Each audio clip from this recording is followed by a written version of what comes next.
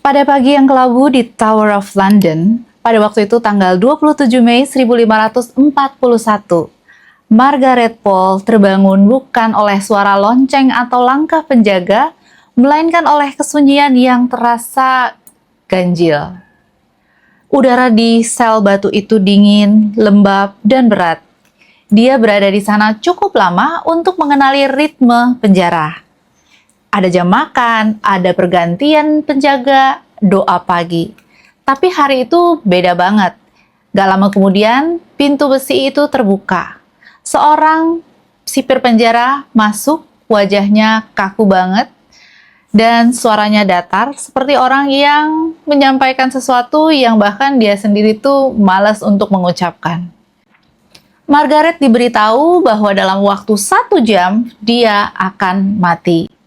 Tidak ada pengadilan, tidak ada kesempatan terakhir untuk membela diri. Nggak ada pengampunan bagi seseorang perempuan yang tua berusia hampir 70 tahun, yang sepanjang hidupnya adalah bagian dari darah bangsawan Inggris. Dia hanya diminta untuk siap-siap ya. Bagi Margaret, ini bukan sekedar akhir hidup. Ini adalah akhir dari sebuah garis keturunan.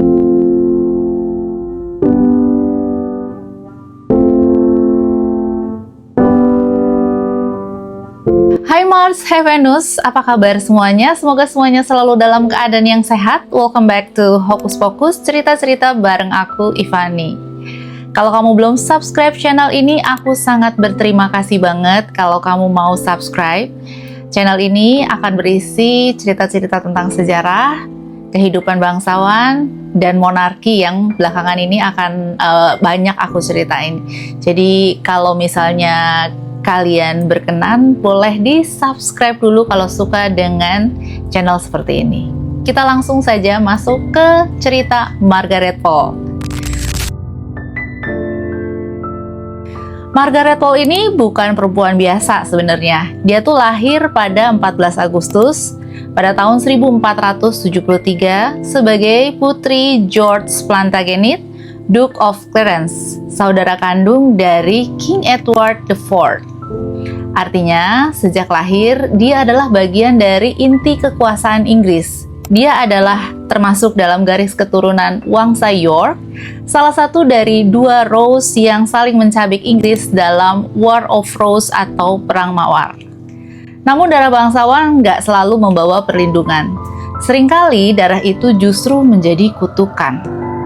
Ketika Margaret masih kecil, dunia yang dikenalnya tuh runtuh satu persatu. Ibunya meninggal ketika dia berusia 3 tahun disusul kematian adiknya. Ayahnya bahkan terjerumus dalam paranoia dan ambisi.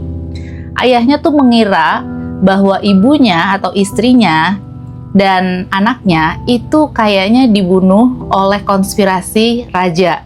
Jadi ayahnya tuh malah paranoid banget. Akhirnya dia menentang rajanya sendiri.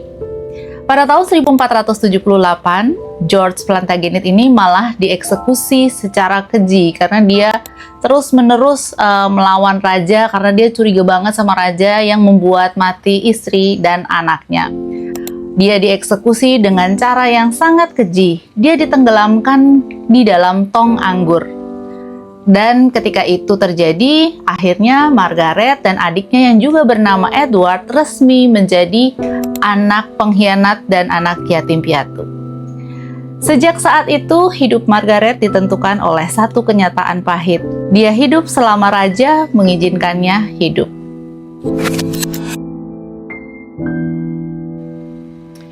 Ketika Wangsa York tumbang dan Henry ke-7 naik tahta dalam Perang Mawar, jadi kan waktu Perang Mawar itu ada Perang Mawar bangsa York atau Wangsa York melawan Wangsa Lancaster. Nah, si Margaret Pole sendiri ini kan tadinya berasal dari Wangsa York, tapi akhirnya bisa dikalahkan oleh Wangsa Lancaster, oleh Henry ke-7, di mana Henry ke-7 ini akhirnya mendirikan Wangsa baru yaitu Wangsa Tudor. Nah, Wangsa York tumbang dan Henry naik tahta ya tadi ya. Margaret itu selamat, tetapi adiknya enggak. Edward, pewaris laki-laki terakhir Plantagenet dari Wangsa York, itu udah dipenjara sejak kecil karena ya dia kan laki-laki. Henry ke-7 tidak mau ambil resiko kalau suatu hari tahtanya akan direbut kembali oleh Wangsa York dan garis keturunan Plantagenet. Dan akhirnya si Edward ini dieksekusi pada usia yang masih muda, yaitu 24 tahun. Margaret menyaksikan seluruh keluarganya intinya disapu bersih oleh roda kekuasaan. Sementara itu, ia sendiri bertahan. Dia patuh, diam aja, dan berusaha supaya dia tuh tidak terlihat. Dia lalu menikah dan memiliki anak, lalu dia juga akhirnya menjanda, jatuh miskin, lalu singkat cerita pada masa Henry ke-8, anak dari Henry ke-7, dia itu mulai bangkit kembali. Suaminya itu bernama Richard Pole, makanya dia namanya Margaret Pole, ya. Pada satu titik, Margaret adalah salah satu perempuan paling berkuasa di Inggris. Jadi Henry ke-8 ini sudah mulai memberikan kepercayaannya sedikit demi sedikit kepada Margaret. Toh Margaret nggak berbuat ulah nih dari wangsa lain ya. Jadi dia diberi julukan Countess of Salisbury. Margaret Pole itu juga diangkat menjadi wali dari Princess Mary atau anak pertama dari King Henry VIII.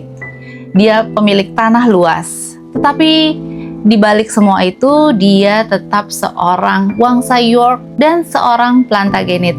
Dan itu sebenarnya tidak mudah dilupakan oleh siapapun, bahkan oleh raja sendiri yang menaruh kepercayaan pada dia. Kesalahan yang sesungguhnya bukanlah tindakannya. Dia mah berusaha untuk baik-baik aja ya. Tapi memang darah musuh itu tetap ada di dalam dirinya. Dan imannya juga ada di dalam dirinya, kan berbeda dengan King Henry VIII. Jadi King Henry VIII itu kan sudah memeluk agama Kristen pada saat itu ya, sudah ingin memisahkan diri dari gereja Katolik, sedangkan Margaret Pole sendiri adalah seorang Katolik yang taat. Margaret Pole memiliki seorang putra namanya Reginald Pole. Reginald Pole dari suaminya Richard Pole ya, dia punya anak yang merupakan seorang uskup Katolik Canterbury terakhir. Uskup Katolik Canterbury terakhir. Otomatis ketika King Henry VIII ingin memisahkan dari gereja Katolik, udah pasti Reginald Pole sebagai uskup Katolik Canterbury ini nggak setuju. Apalagi dia juga nggak setuju ketika Henry ke-8 ini ingin menceraikan istri pertamanya, Catherine of Aragon, dan sekaligus ingin menikah dengan Anne Boleyn. Udah pasti Reginald Pole nggak setuju. Dia terus-menerus menulis pamflet yang mengecam raja sebagai tiran dan perusak iman. Henry sebenarnya udah kesel banget sama Reginald, tapi dia nggak bisa apa-apa. Tapi Henry tahu dia kan selama ini memegang ibunya. Ibunya adalah pengasuh dari Princess Mary. Jadi ya kenapa enggak Margaret Pole aja yang dikerjain oleh Henry. Margaret akhirnya ditangkap. Margaret dituduh berkhianat tanpa bukti yang layak. Dan dia dijatuhi Bill of Attainder. Bill of Attainder ini adalah hukuman tanpa pengadilan. Dia dipenjara selama 2 tahun. Nggak ada pengampunan, nggak ada belas kasihan terhadap usianya, terhadap statusnya, bahkan terhadap jasa-jasa yang sudah diberikan Margaret pada keluarga King Henry VIII.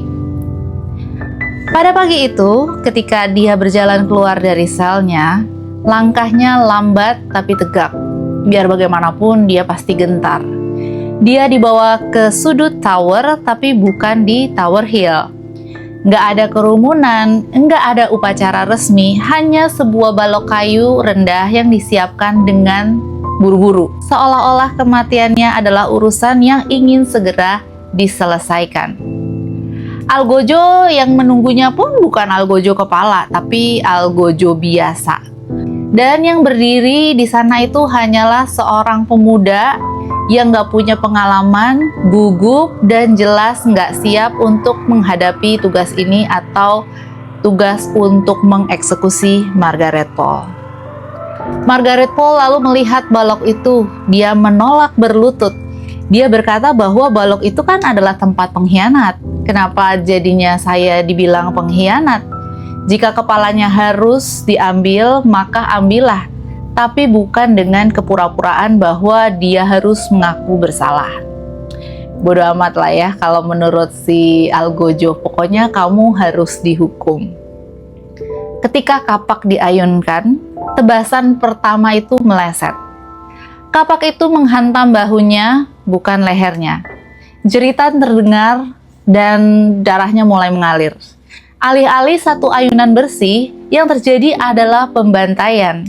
Sekali, 2 kali, berkali-kali, hingga, tahu nggak sih, 11 kali tebasan diperlukan untuk memisahkan kepala Margaret dari tubuhnya.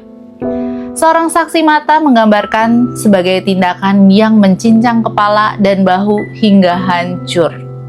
Ada kisah bahwa Margaret tuh berusaha menghindar, bergerak, lari-lari, mungkin bahkan melangkah menjauh dari balok. Sebenarnya dia tuh bukan melarikan diri, tapi ya sebagai refleks manusia yang kalau disakitin ya lari lah ya. Tapi dia nggak mati dengan tenang, dia mati dengan melawan. Nggak seperti cerita-cerita aku sebelumnya yang banyak dieksekusi. Margaret Pole ini emang paling dia lari sana lari sini karena dia menghindar terus. Tapi begitulah akhir Margaret Pole, seorang perempuan tua, sepupu raja, bangsawan terakhir. Dia juga wangsa Plantagenet yang dieksekusi bukan karena kejahatan, melainkan karena tahta takut akan masa lalu. Di dinding selnya ditemukan ukiran kata-kata sederhana, doa sederhana, seorang perempuan yang tahu kebenaran tidak selalu menyelamatkan nyawa. Dia bahkan menulis, pengkhianat itu boleh mati di balok, tapi aku kan bukan pengkhianat. Sejarah kemudian mengingatnya sebagai martir, dan Margaret Pole diangkat sebagai beata atau orang suci yang membela iman oleh Gereja Katolik Roma. Tetapi lebih dari itu, Margaret Pole adalah pengingat bahwa di bawah mahkota, hukum seringkali hanyalah alat dan darah. Betapapun dia mulia, betapapun dia berusaha untuk tidak menunjukkan diri, berusaha untuk merendahkan diri, tidak terlihat, siapapun tetap bisa divonis mati. Demikianlah cerita tentang Margaret Pole ya. Ia juga salah satu orang yang dieksekusi pada zaman Henry VIII. Betapa banyak King Henry VIII ini pada masa Tudor mengeksekusi orang, dan salah satu yang tragis banget ini adalah Margaret Pole. Gimana menurut kalian? Nanti aku akan balik lagi dengan cerita-cerita lain lagi yang menarik, cerita sejarah lagi yang lebih menarik. Jangan lupa tungguin aku selalu. Thank you banget yang udah lihat video ini sampai selesai. See you in my next video. Happy New Year semuanya. Bye.